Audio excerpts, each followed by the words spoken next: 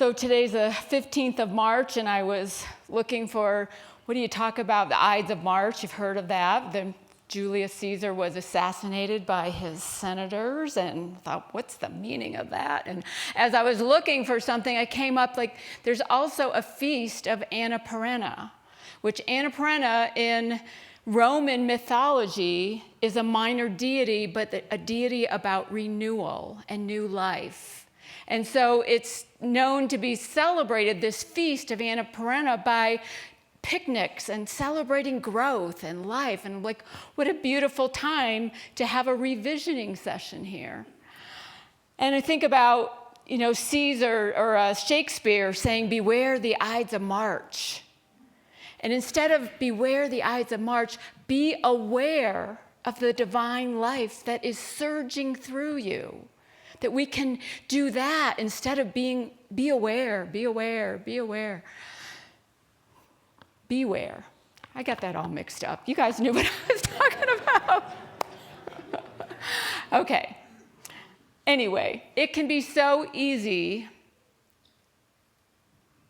to beware the Ides of March, to look for what is the next thing that's going to happen. What is the next bad thing that's going to happen, especially when we look at the news and we see greed and we see abuse of power and we see war. But we can rise above that. Yes, we see those things.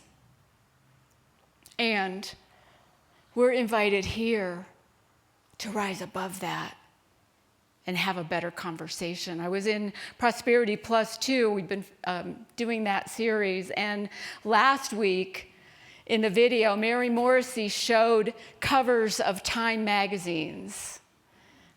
The war in the Middle East, the economy, all these things about the economy and the oil crisis and wars. And then she said, and this came out in maybe 2015, she said, and all these Time magazine covers are from 30 years ago.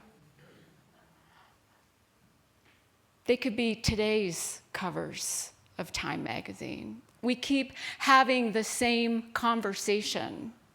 We keep having the same things repeat themselves over and over and over, and aren't we tired of that?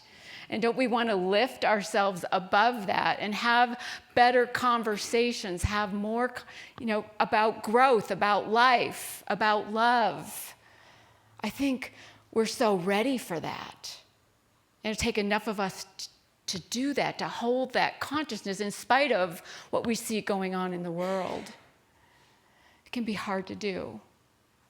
But I'm so glad that we're having this revision session this afternoon, where we get an opportunity to look at where are we as a community, what have we done, all the wonderful things we've done here. We had a comprehensive strategic plan that we created over several months in 2022. And it's been 4 years. And so this is not the exact same community that created that plan. And so we want to hear from as many of you as possible. If you can stay for our meeting at 1 o'clock, we want to hear your voice. What wants to emerge now? How do we want to show up now in the world? How, as a spiritual community? Who are we now? And so we get an opportunity, and we want your voice. We want you to be heard. And one of the ways that we can do that is to reimagine. It doesn't mean we have to throw everything out that we've done, but just let new ideas emerge. It's funny, Martha Creek and I, she's going to be facilitating it via Zoom, but she and I planned this last fall. It was way before Christmas. And it was set for this date, March 15th. And right before Lent, this little Lent booklet came out, talk about synchronicity. March 15th, reframing with imagination. There's a little article about how we can reframe our past, that the past Even though we're seeing the past repeat itself and repeat itself and repeat itself, it doesn't have to be that way. We can reframe it. Think about our own personal lives. Take something in your life that is not working so well, or something that happened in the past that you label as a challenge or a problem. And then observe the facts about that situation. What are the facts about it? Then think about, what story have you created around that? What story have you created around those facts? And is that true? Is that story true? Or is it based on whatever your beliefs are, whatever your perceptions are? And so this is where we can use our power of imagination, one of our 12 spiritual powers. Use that power of imagination to create, to envision, to see it differently, to open to different possibilities about that situation. Create something better, something that serves you, something that uplifts you and everyone else. This is how we reframe using our power of imagination. The past doesn't have to keep repeating itself. One of the ways that we can reframe or use our power of imagination is by asking better questions. Sitting with better questions instead of thinking we know the answer and we have our viewpoint and we have our perception and this is the way it is. And that is not always objective truth. I'm working with the Possibility Principle by Mel Schwartz. The chapter I was working with this week is the chapter on moving beyond either or thinking. Moving beyond either or thinking. Moving beyond either or thinking, we often call that duality thinking. That it's this or this. Everything has to be either this or this, and we define things by looking at their opposites. And what happens when we think from this point of view, this worldview, this mechanistic worldview, is that we miss all the stuff in between, all the other possibilities in between this or this. We miss it. And there's a whole lot more possibilities, there's a whole lot more potential if we look at the whole, because either or thinking is fragmented. It's not looking at the wholeness of a situation or the wholeness of that person that gets on our nerves. We're looking at it from this extreme or that extreme instead of all of it. And so we want to ask better questions so that we have a better understanding. Mel Schwartz says this: questions are far more powerful than answers, as they direct where our attention goes. Asking new or different questions makes us present to new engagements and opportunities. It's so powerful to be in this I don't know mindset, because that opens us up to lots of different options instead of thinking it's this or this. And the this or this is about our beliefs. And what do we believe? What are we holding? It challenges our beliefs if we allow all of it, if we allow the gray in between, if we allow ourselves to look at life from a quantum viewpoint, from a participatory viewpoint, where we create our lives, where we allow ourselves to see the full potential of each of us, ourselves and each other. But we often don't see that because we live the same things over and over and over. I was in a spiritual direction session on Friday. I meet with my spiritual director once a month. And as I was talking, she noticed a phrase that I used a couple times. And she pointed it out to me, which is a good spiritual director will do. She said, you've said I need approval a couple times. What's that about? And so I had to sit with that, and it brought some tears, and I knew that it was touching something in me. And I realized that I thought I had gotten rid of that. I thought I had transcended that old unconscious belief of I need approval, but I uncovered another layer of it, that it was still there, and it was alive and well in my consciousness. And so she gave me an assignment, which she doesn't usually do, but she said, remember, did you ever take 4T class? How many of you took 4T Prosperity? It was an old program. We did it years ago. We've done it here. I did it in my other church. I've done it a few times. And in 4T, from the very first week, you're given an assignment to say, I am prosperous 100 times a day. So she goes, you remember that? I go, yeah, of course I remember that. How do you forget that you're saying I am prosperous for 12 weeks every day? I am prosperous 100 times. She said, how did you feel at the end of those 12 weeks? I felt prosperous.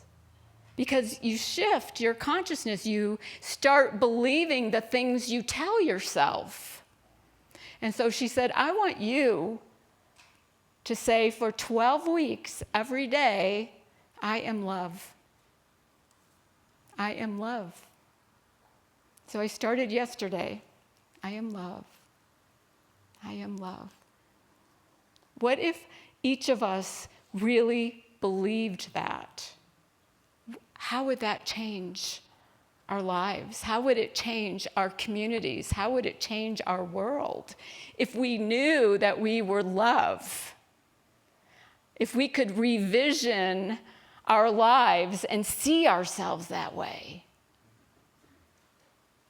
Mel Schwartz says this about beliefs. Beliefs are informed and shaped by our family of origin, our culture, education, experiences, and worldview. To cite just a few factors, we shouldn't make the error of concluding that these are commensurate with being objective truth. For if they are, they will deny the truths of other people and make dialogue impossible. See how the things we tell ourselves, they become our truth, they become our way of being, they become how we see the world, they become how we see each other, true or not.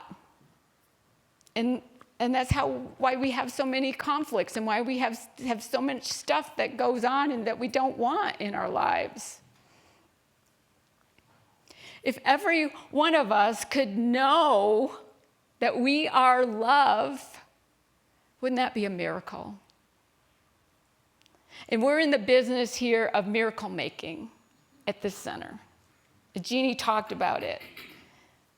In 2021, when we hired her, we had very few young families, like a handful. And look at us now. That's a miracle.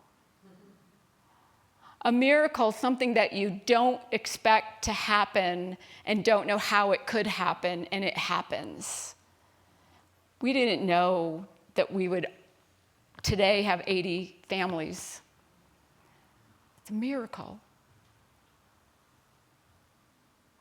There was a study last year that asked the question of people, how do you believe in miracles? And 67% said yes, 15% said no, and the rest were undecided.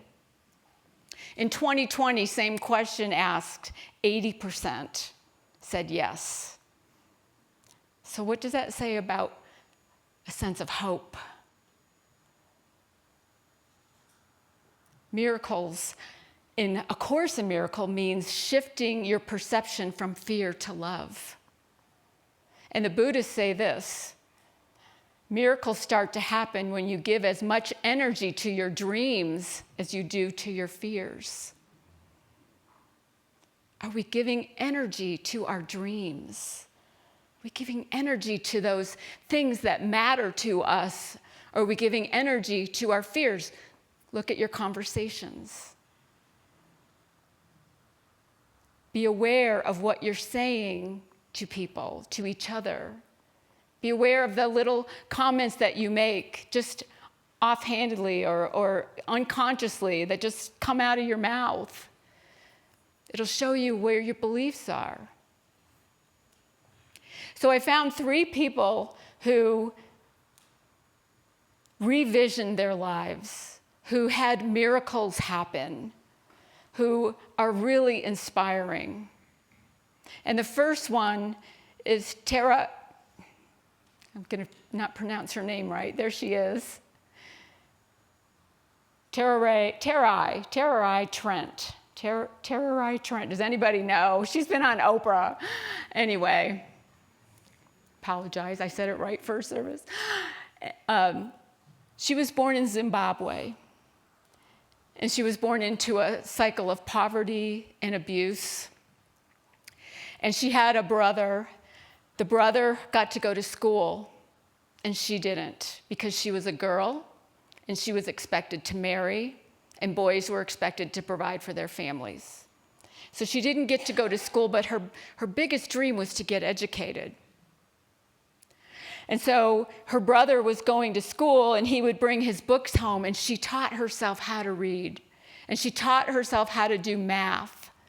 And then her brother was not such a great student. He wasn't all that interested, so she started doing his homework. And the teacher recognized that the homework was getting a whole lot better.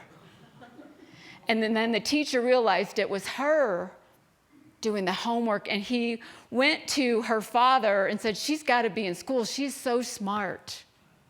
And so he let her go to school for just a short time. And as a teenager, he got a bride price of a cow and married her off, and she was no longer able to go to school.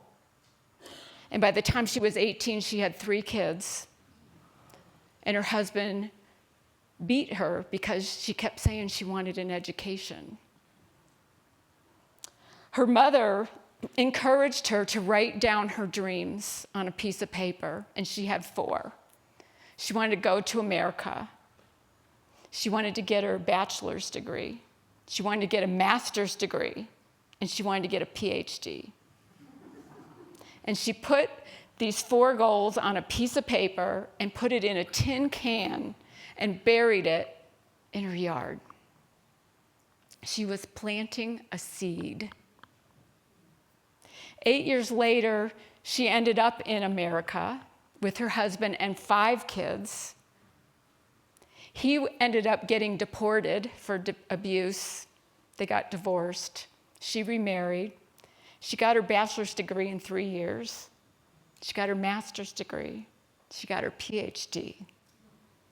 And she went back to Zimbabwe and dug up that can and took out her list and checked off all 4 goals. She is inspiring. She's been on the Oprah show a couple of times. Oprah has said she's her favorite guest. She has opened schools in Zimbabwe. She's a real humanitarian. I don't know why I'm getting so touched right now, but she has done incredible things, especially for girls. Inspiring woman, truly inspiring woman. The next is Chris Brasher. We're going kind of back in time here. He was an Olympic gold medalist in 1956. He was a track and field athlete, and he did the 3,000 meter steeplechase. That's where he won his gold medal. He was celebrating. They took it away from him because they thought there was some cheating going on, and then they reviewed and said, no, there wasn't. And when he found out that he was still going to get the gold medal, he was celebrating to no end. He said he was the first one who's ever drunk on the platform getting his gold medal. A few years later, he's from England, from London. A few years later, he went to New York to run in the New York City Marathon. And he was astounded by how so many people from so many different countries, races, differences, different economic differences. All these people were coming together in New York City to cheer each other on, to be there, to support. He said the love that he felt in the city during this race was incredible. And he wanted to bring that feeling back to London. There was no marathon in London at the time. This was the late 70s. London in the late 70s was not a safe place. It was not a clean place. It was not a place where people came together and supported each other. And so his dream, Chris Brasher, was to go back home and start a marathon there. He wanted to create that field. He wanted to cultivate that sense of community and love that he experienced in New York City. And in 1981, he did London's first marathon. Inspiring. He cultivated the field of love, community. The next is, we're going back further here, George Mueller. George Mueller was born in Germany. He was a thief from the age of 10. He was a playboy. He was a gambler. He got arrested. He was in jail. And then he went to a Bible study with a friend. He'd always felt like something was missing in his life. And he went to this Bible study, and he didn't even have a Bible. He had to look on it at his friend's Bible. And that whatever the passage was, something shifted in him. And he knew that he had to revision his life. He needed to have a different kind of life going forward. And he decided he wanted to be a missionary. So he moved to Bristol, England, where he started taking in orphans off the street and feeding them and getting them an education and sending them to school. And he kept doing more and more orphans that he would find. And he had one house, and then they didn't fit, and another house, until he had to buy a big home for 100 kids. And he never asked for donations. He didn't have a paying job, but he gave thanks in advance. And he knew that he just had this strong, strong faith that Spirit would provide. And so one day, all the kids were ready for school, and the housekeeper came to George and said, they're all ready for school, but there's no food at all in the cupboards. And George said, let's pray. And this was the prayer. Divine Provider, I give thanks for that which is already on its way. I have set the table, and I am ready to receive. And not a moment later, a knock on the door. A baker, baker in town, came and said, I woke up at 2 a.m, and I just knew I had to bake bread for your orphanage, and here you go. And right after that, a milk cart broke down, a wheel fell off of it, and the milkman came to the orphanage and said, can your children drink this milk? It's going to spoil by the time I get my cart fixed again. So they had bread, and they had milk, and they had a lot to be thankful for. He harvested the good by thanking in advance. So we have Tararai Trent, who planted the seed, and we have Chris Brasher, who cultivated the field, and we have George Mueller, who harvested the good.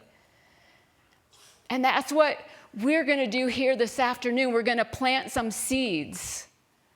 Plant some seeds for what do we want the future to look like? You all got a green piece of paper, right? Does anyone not have a little green piece of paper? If our ushers could pass out some of the green paper. There aren't any more? Oh. Well, maybe you could, somebody next to you could tear it off. You don't need it that big. You can rip it in half and give it to someone. You can share. This is the fishes and loaves. We're going to have enough. And if you're at home, I invite you to grab a piece of paper. There's pens, and you can share your pens. So the assignment is, if you're willing, Think of something a dream of yours, something that you have been afraid to say out loud, something you haven't shared with anyone, something that you want to see manifest in your life. And write it down. Write it down. Because then you're going to take that home. You don't have to share this with anyone. You're going to take that home and you're going to bury it.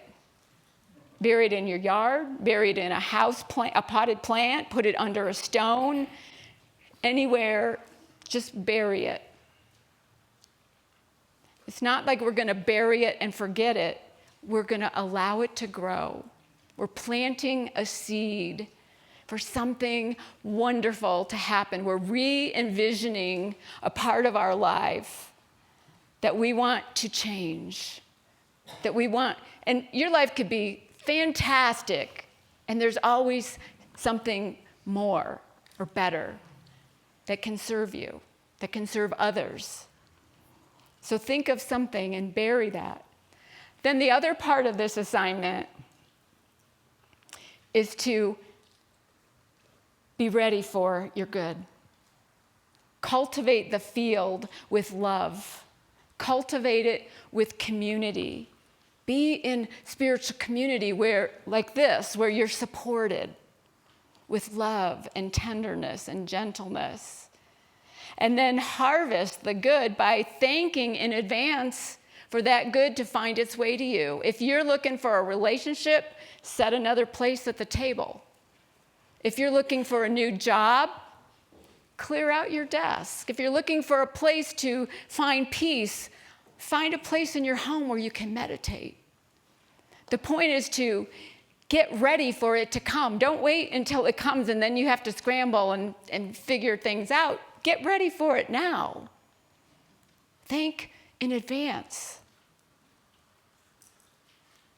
So we'll be doing that this afternoon, a little bit of this, planting seeds and cultivating the field. And then we look forward to harvesting the good.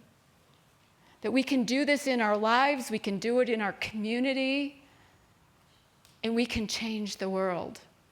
We can change the world, recognizing we are love, and we have the ability to imagine, to create something better than what we're seeing out there.